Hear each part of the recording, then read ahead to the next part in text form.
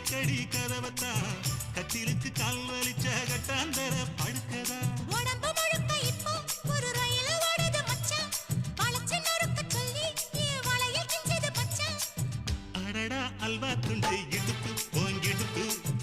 அழகா பத்தி கிச்சி நெருப்பு தூள் கிழப்பு சலக்கு சலக்கு சரிக சேல சலக்கு சலக்கு பெலக்கு பெலக்கு பெக்கம் வந்தா பெலக்கு பெலக்கு